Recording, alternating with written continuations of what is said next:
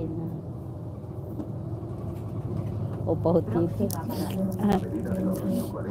Yan lang ang sagot ko. Tapos ano ang ngiting, ano yun, ngiting aso. Hindi, ngiting pa cute. Cute na yun sa akin lang ang ngiting aso. Tingin mo. Pag ngiti ko, hindi na siya nagsalita. Maya gatas na may honey, o diba? Ganun lang. Oy, nakita nyo yung ano ko, yung mga langga, nakita nyo yung ano ko, yung reels ko sa kay Lawrence na upaw tito. Ganun na lang binuntagay tali ni. Parang pipikit ka na lang ga. Hindi naman ako inaantok ngayon. Kasi maaga ako. Nung nakaraan kasi mag-aalauna na ako nakatulog nung nakaraang gabi. Pero kagabi, mga 12:30 siguro, nakatulog na ako.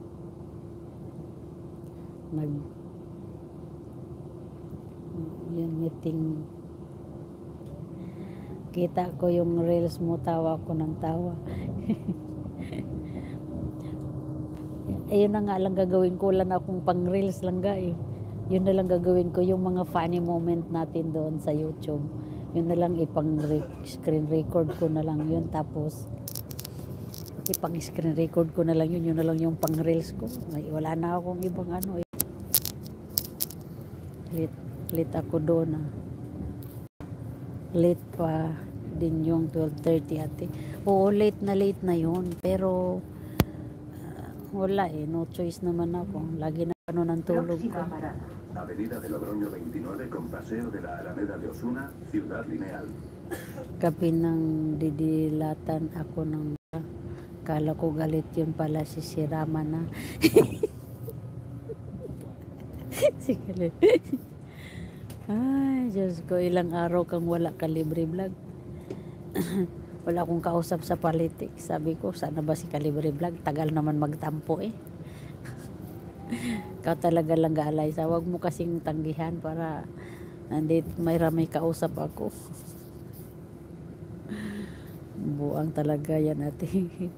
Doon ako tawang-tawa sa reels mong release me. Hindi na niya alam kung anong sasabihin, siguro lang nataranta na rin siguro siya. Natutulog kasi ako bigla ka naman, bigla ba naman ako ginising. Taranta doon sa, kaya nga sa takot niya lang hindi niya alam kung paano niya kunin yung babae. Sa takot niya kung paano niya iparelax yung babae, sabi niya release me. Imbis kay bumitaw ka, release me. At tawa ko talaga doon, nasa basa ko noon eh. Napahagal pa ako ng tawa. Tumingin sa akin yung katabi ko, baliw na yata itong babaeng to. Kaya yun, nagkulab ako. Taranta doon sa babae, release me. hindi Bisaya kasi yun mga langga. Tapos hindi niya siguro alam sa Tagalog. Yun ang mahirap sa mga Bisaya eh, pagdating sa Tagalog, kasi minsan nalilito. Kaya yan, pero mas magaling kami sa mga pure Tagalog ha. Mas magaling kami sa mga pure Tagalog kasi kaming mga Bisaya marunong kami magtagalog. Ang mga Tagalog di marunong magbisaya, o di ba? Mas magaling kami. Talo pa rin. Tapos yung mga hindi ano naman diyan,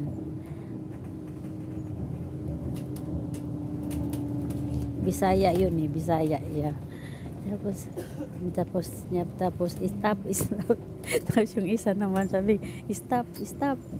Tapos yung isa hindi niya alam kung paano sabihin yung bumitaw ka. Siguro hindi niya alam kung paano sabihin yung bumitaw ka. Kaya sabi na lang niya, release me.